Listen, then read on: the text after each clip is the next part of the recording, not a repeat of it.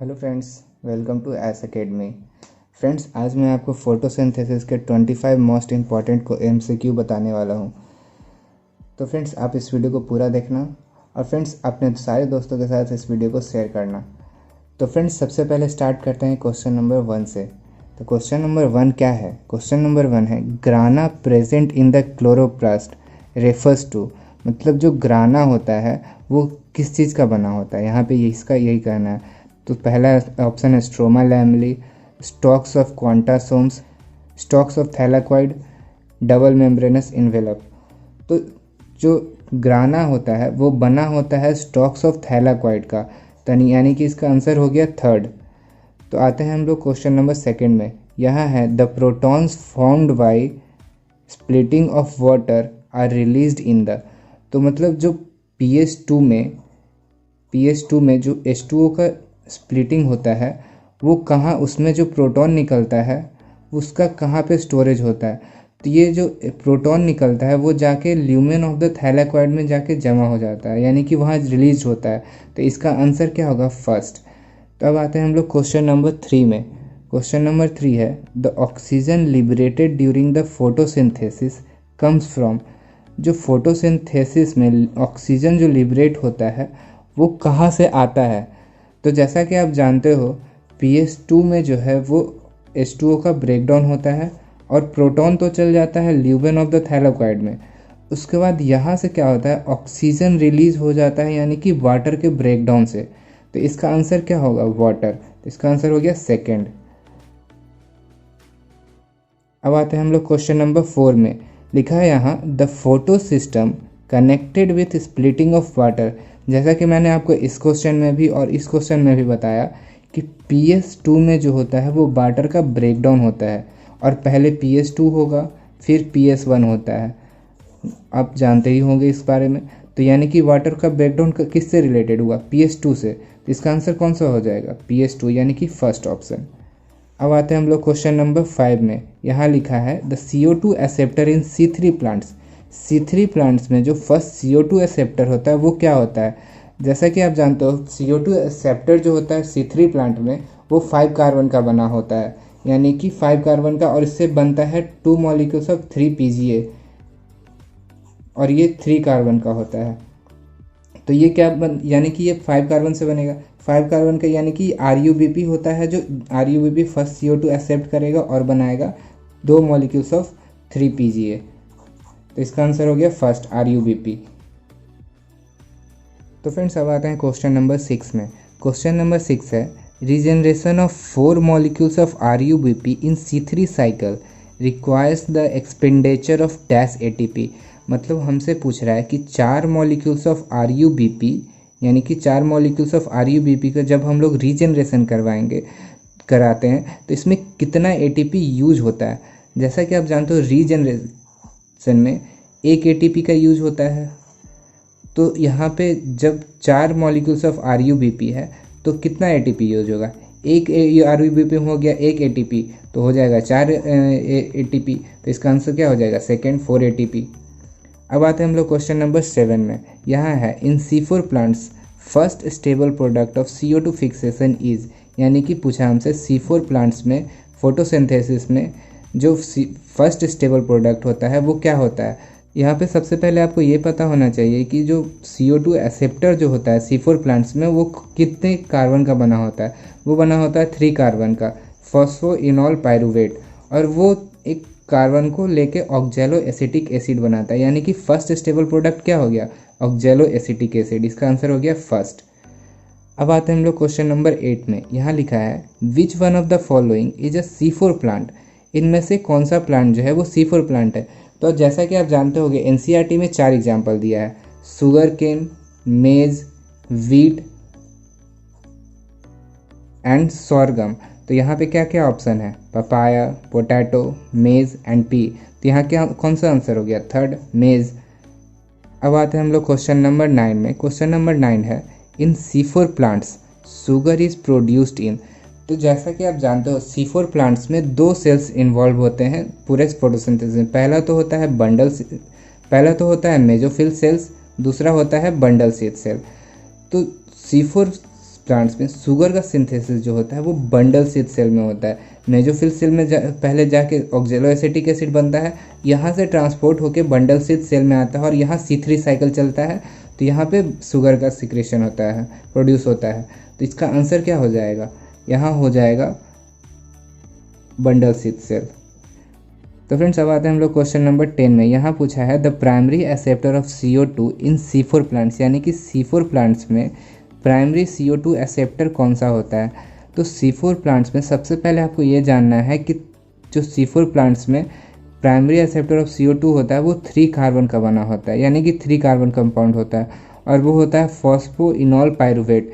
First carbon phosphoenol pyruvate से आके मिलेगा और ये बनाता है ऑक्जेलो एसिटिक एसिड। तो इसका आंसर क्या हो जाएगा, फॉस्फोइनॉल पायरुवेट, यानी कि सेकेंड। इसका आंसर हो गया सेकेंड। तो फ्रेंड्स अब आते हैं हम लोग क्वेश्चन नंबर 11 में। यहाँ पूछा हमसे linear relationship exist between incident light and rate of CO2 fixation is at. तो यहाँ पे जो लीनियर रिलेशनशिप जो होता है वो लो लाइट इंटेंसिटी पे होता है, तो इसका आंसर क्या हो जाएगा, सेकंड, लो लाइट इंटेंसिटी।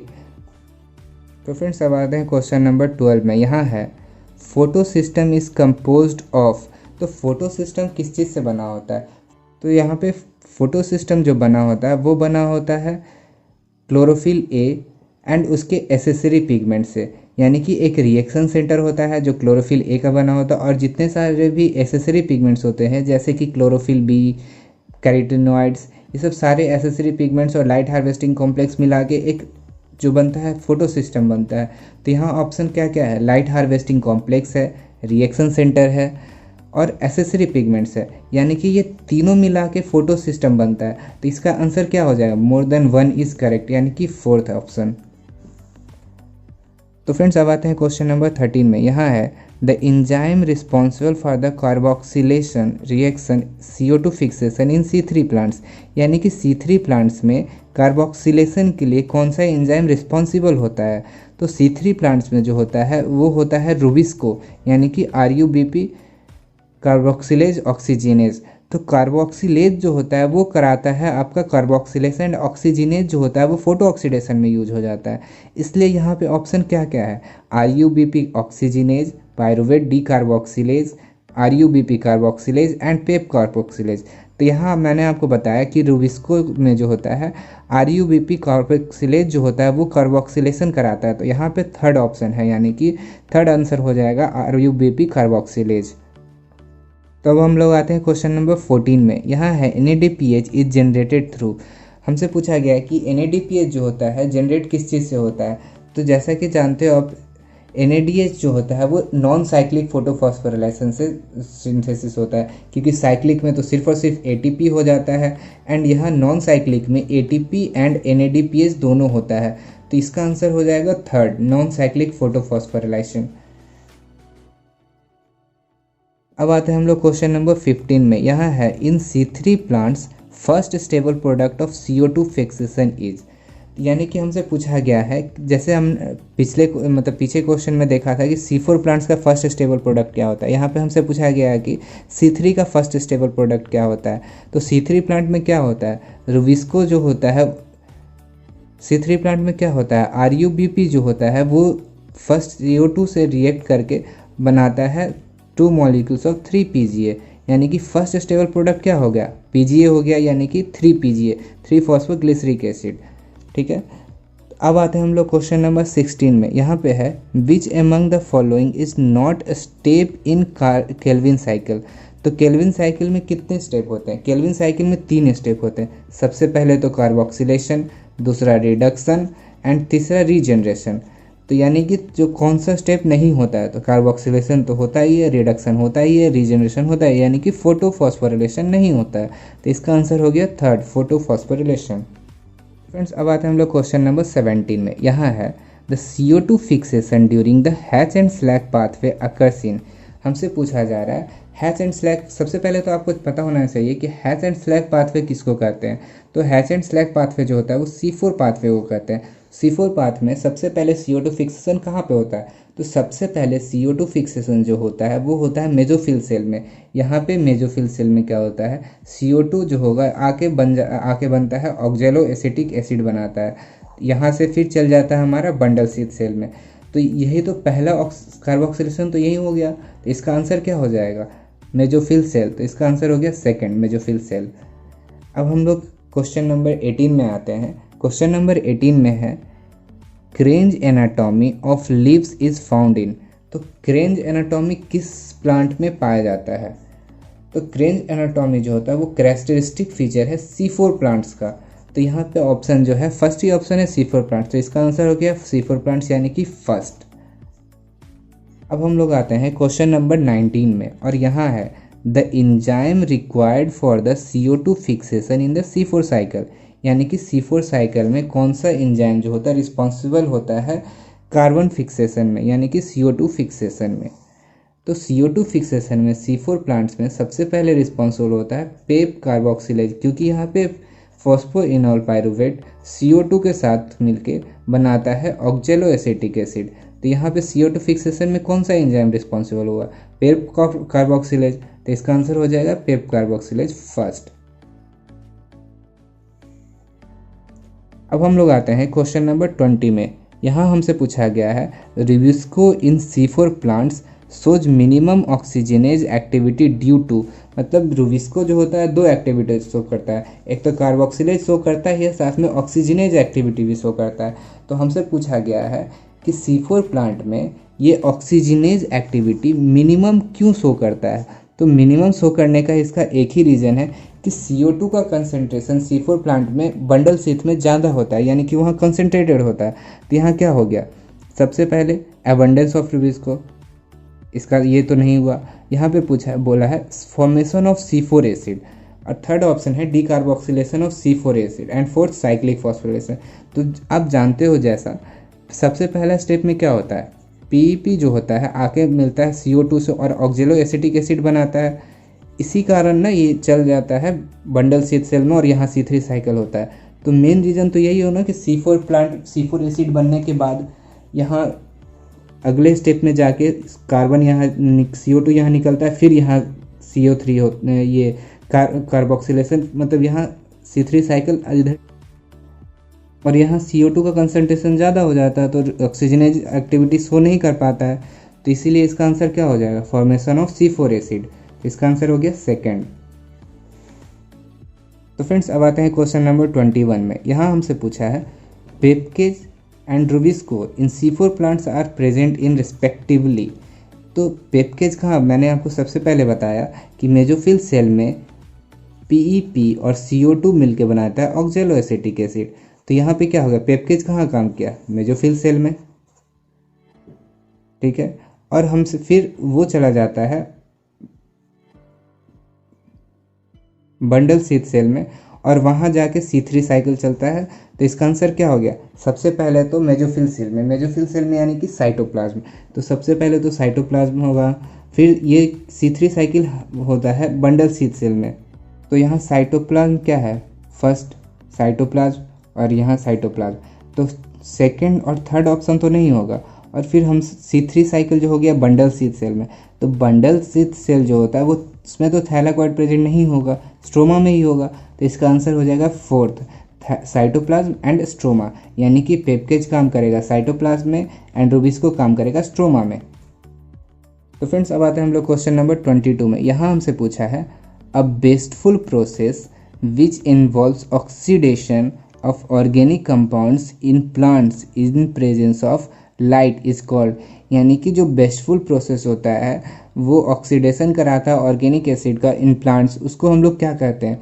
तो जैसा कि आप जानते हो रुबिस्को जो होता है वो दो काम करता है, एक तो कार्बोक्सिलेज का काम करता ही है, दूसरा ऑक्सीजनेज का भी काम करता है, यानी कि ऑक्सीडेशन भी कराता है एंड कार्बोक्सिलेशन भी कराता है।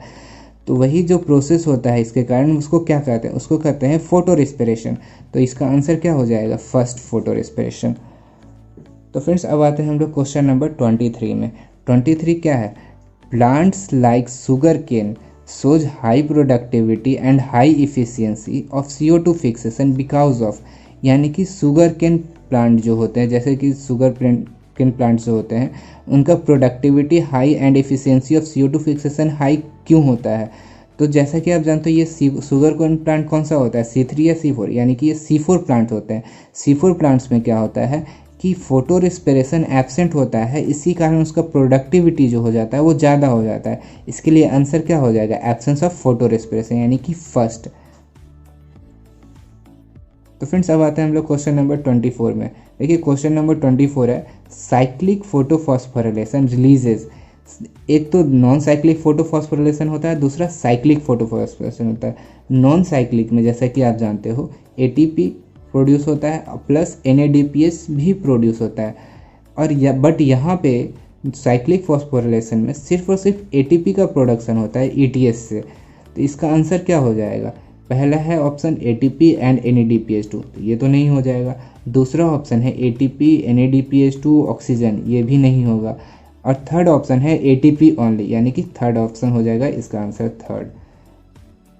अब हम लोग आते हैं क्वेश्चन नंबर 25 में। CO2 concentrating steps are found in, यानी कि CO2 कंसनट्रेटिंग स्टेप्स किस में फाउंड होता था। जैसे कि आप लोग पिछले सारे क्वेश्चन में देखा था कि C4 प्लांट्स में पहले CO2 पेप के साथ रिएक्ट करके ऑक्जेलो एसिटिक एसिड बना लेता था, और फिर ये बंडल सिथ सेल में जाके यहाँ C3 साइकिल जाता है, यानी कि CO2 फिक्सेशन कहाँ हुआ, C4 प्लांट्स में। यानी कि C4 प्लांट्स इसमें कौन सा है, राइस। राइस तो होता नहीं है, शुगर कैन C4 प्लांट्स है, वीट, तो इसका आंसर क्या हो जाएगा, सेकंड शुगर कैन। तो बस फ्रेंड्स इस वीडियो में यही 25 क्वेश्चंस थे।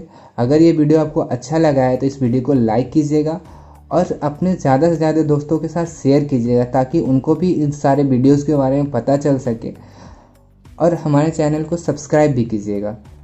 तो बस फ्रेंड्स इस वीडियो में इतना ही। Thanks for watching.